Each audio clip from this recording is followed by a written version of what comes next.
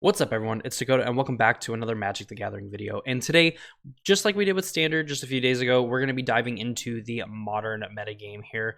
While we don't have foundations necessarily, and I'm not quite ready to make any predictions on some of those foundation cards making an impact in Modern, I'd kind of like to see how all the formats kind of shake out from that foundation set, even though it is, again, directed more towards Standard. Those cards will be Modern legal. But we're going to take a look at the Modern metagame as it kind of stands right now, and hopefully have some kind of light at the end of the tunnel going forward, because I'll be honest, I think this is one of the most miserable Modern metagames I've seen since really kind of covering the Modern format and really being as deep and invested into the format as I've ever been. Like, this is an absolutely insane metagame, and at least for some of the other really bad metagames, we've had, just a few months of it kind of going on, or maybe not even a few months. I think Hogak didn't even last like 2 full months, which is still too long. But either way, like, it's still kind of rough when you want to play the format and there's only really like one good deck choice and you have like a one counter deck or something like that to kind of combat against it. So we're going to be taking a look at the Modern metagame, kind of see how we got to this point and what changes we could expect to see in December to hopefully make the Modern format awesome and entice players to really play and experiment with the format when it's not in season like we currently are, with the RCQ seasons being geared towards Standard. Of course, before we get too deep into the video, we talk about the Modern metagame, potential changes, and all that fun, happy stuff we just outlined here in the beginning. If you're not already subscribed to the channel and you want to see more videos from me, where we talk mainly about the Modern and Pioneer format, as well as doing some other longer form videos and getting into Standard, because again, I absolutely love the current Standard format. I feel like it's amazing, and I'm just enjoying it a lot. I'm enjoying drafting a lot, all that stuff. But, if you are interested in any of that stuff, please consider subscribing and ring that notification bell so you know when those videos get posted. It's a very easy way to support me and my content. If you go in the description down below, you'll see a link to my Discord server, as well as the official Casual Spikes podcast YouTube channel, where me and my co-host Randy over at Modern with Randy talk about what's going on in the RCQ seasons and talk about whatever the active RCQ formats are, and kind of delve into some of the other news and things like that going on in the Magic community. So that interests you, go ahead and follow that link and subscribe over to that channel as well. Finally, I know it's really long-winded, I want to thank the sponsor of the channel, ManaTraders. They're awesome service. I've been, subscribed to them for just about 5 years now at 2 different stints. You can go and rent cards from them, and you can go and participate in their free tournament for some pretty awesome prizes. I think this month is Modern, so unfortunately, I'm going to be playing Modern, probably just playing Boros Energy because it's the best deck, and I know quite a few people that have had a lot of success with it. But if you're interested, you can use my link in the description down below to subscribe to ManaTraders and get 5% off your monthly subscription. So really cool there. Thank you to ManaTraders. And with that said, let's go ahead and take a look at a breakdown of the Modern metagame. So here's kind of our snapshot of the Modern metagame over the last 30 days here. And of course, kind of as we pointed out, Boros Energy has one of the largest metagame shares at almost 22.5%. And there's no other deck currently in the format that is even at 10% of the metagame. We have Dimir Murktide, Mardu Energy, and Belcher kind of all packed in the 8 to 9% range here. Crazy to think that essentially the other like energy variant, I think that is theoretically good at the, against the Boros Energy deck, is a little bit lower than Dimir Murktide, but really Boros Energy and Mardu Energy are pretty close to the same deck. I mean, if you just look at their combined metagame share here, that's well over like 30 to 31% of the metagame. So almost a third of the metagame is kind of like the Boros Energy deck or like Boros Energy variant. And then the other 2 decks in the format are, Dimir Murktide, Belcher. Belcher just having a really good energy kind of matchup because at least against Boros Energy, they don't really have a whole lot of disruption, and a lot of the times in the Belcher deck, you're kind of playing the namesake card and then activating it on the same turn to kill your opponent, rather than letting it sit on the battlefield so I can get hit by something like their dumb like removal energy spells and shit. So at least here, we have 2 decks that play 4 copies of the One Ring. Then we have 2 decks at the top of the metagame that don't play the One Ring. Dimir Murktide doesn't really need it. It kind of wants to be that low to the ground deck, and especially with like Abhorrent Oculus, it just ends up getting to... It doesn't really need the One Ring. It has like big flyers that's going to be able to chunk in for tons of damage and kind of give you some card advantage, counter a few key spells, and then just eventually just aggro your opponent out of the game, with also this package of just getting to bin something like an Abhorrent Oculus and then get it back with an Unearth. Belcher also doesn't really need the One Ring. Literally, it's just going to play lands up the chain. It's going to be able to find, essentially Black Lotuses. and end up casting Belcher on like turn 4 and then being able to activate it and a number amount of times with a bunch of redundancy in the deck. So it doesn't really need the One Ring to kind of keep going because it just does the thing that it wants to do very quickly. But then we go further. I mean, you see then there's like a huge drop off, 8.2% all the way down to under 4% here. Grinding Station is a 4 of One Ring deck. Domain Zoo, Ruby Storm, not so much. They don't really play the One Ring. But then Jeskai Control, Through the Breach, Amulet Titan, and Eldrazi Ramp play the One Ring. Living Angoria's Vengeance, you don't really see it there. And then Eldrazi Tron and Jeskai Energy being One Ring decks as well. So, I mean, we have 15 decks here, and there's like 1, 2, 3, 4... 5, 6 of these 15 decks that don't play the One Ring, and there's really one deck that just doesn't really want. I mean, there's a few decks that just don't really want it because what they're doing is a little bit more streamlined than, you know, just being able to play the One Ring, draw a bunch of cards, and kind of play like this attrition type game that like Boros Energy can play and does it very well, you know, compared to what the rest of the metagame does. And that was kind of like the saving grace, I guess, of like Boros Energy decks early on, was the fact that like, yeah, like their game plan's great, like what they do is awesome, but you know, they run out of cards, and if you're able to kind of like control the board, you know, they can't really do that much damage. And then I think kind of with the One Ring, you know, it just kind of exacerbates the problem of like, oh, I can just kind of dump my hand you know, on curve, you know, be very aggressive with your life total, force you to have removal, and then I can find windows to resolve like the One Ring, and then just kind of get those cards back. I'm already gaining the life, kind of upset the life loss from the One Ring, and just again pile onto the board over and over and over again. And I don't really have to care about the ring dealing incrementally more damage to me, so I can kind of get up to 4, 5, 6 counters, draw a bunch of cards, and then eventually I've hit enough land drops where I can just play the One Ring and then play out more threats and then continue to draw more cards, get protection to kind of swing some races in my favor, that sort of thing.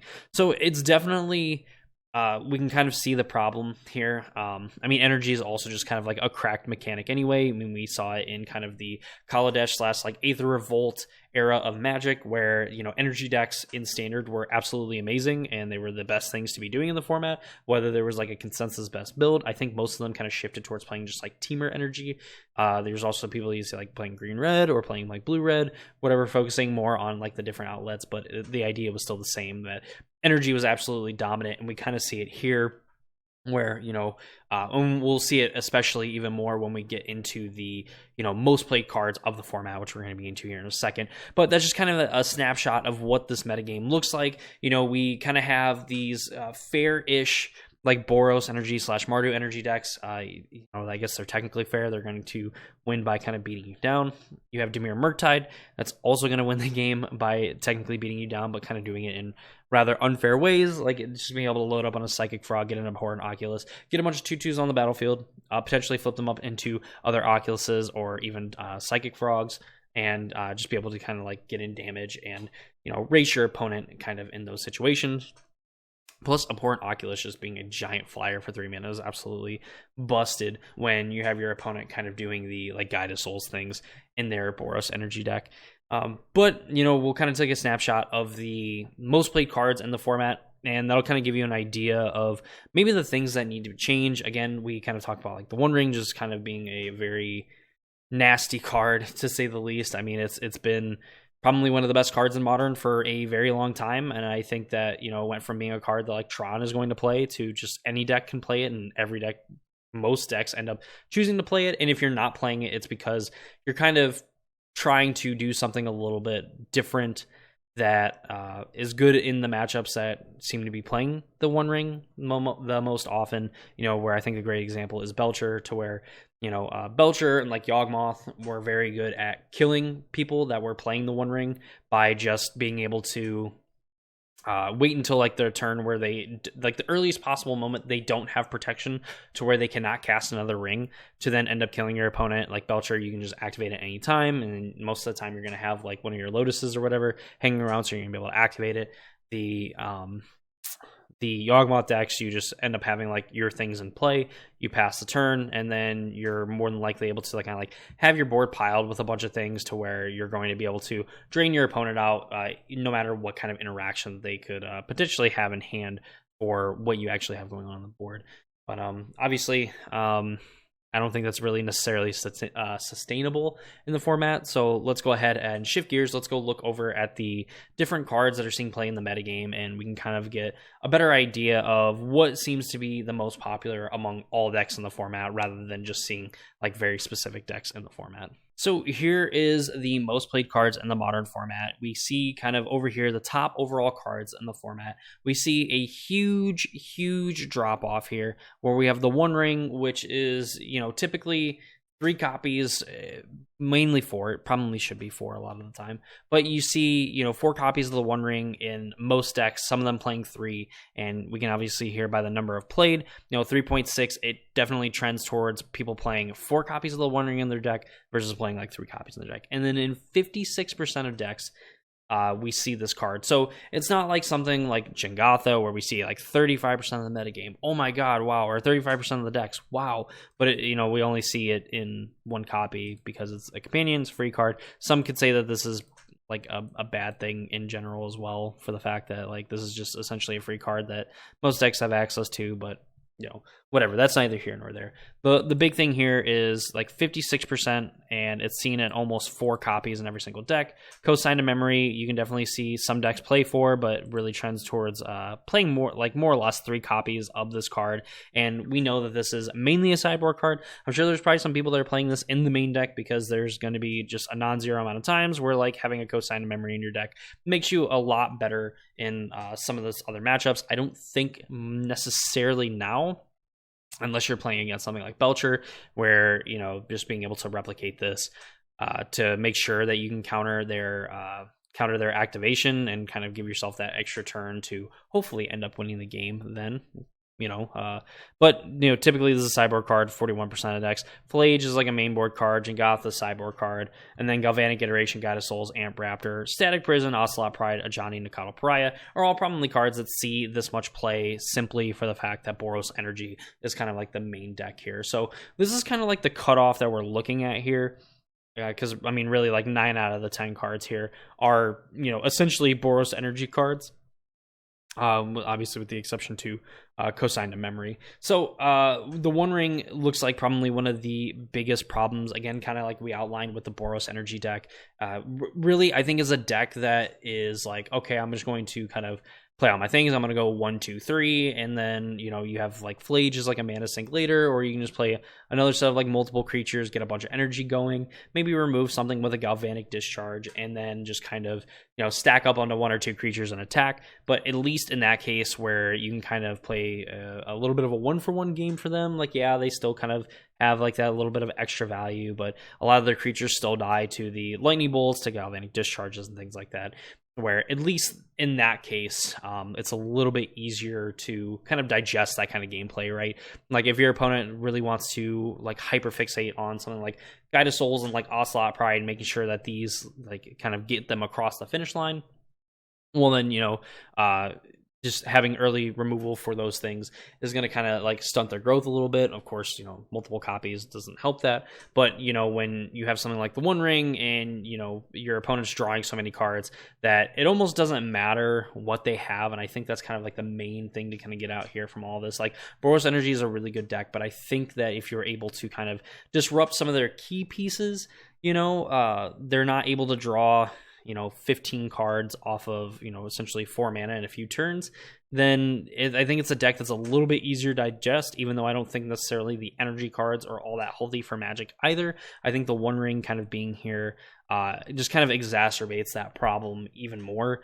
It's a card that I think that has been kind of questionable for the modern format. It feels like you're playing a totally different game from what anyone else is doing. And the times that I've played in tournaments and I've like resolved the One Ring and it just sits on the battlefield for multiple turns while my opponent just kind of draws their 1 card a turn in the late game, and then you're just like, all right, counterspell your thing, draw 4 cards with the One Ring, untap, I'll take 4 damage, and then like I'll tap, draw 5 cards. Oh, I'm going to play this Teferi. I'm going to bounce my ring. I'm going to replay it and get protection. Go, oh, hey, I have a force and negation for your thing. Oh, hey, I have a subtlety for like whatever creature that you play. It's just like an insane play pattern where like in that case where like control, I think, is probably using the One Ring, probably the most fair way, if there is a fair way to play the One Ring.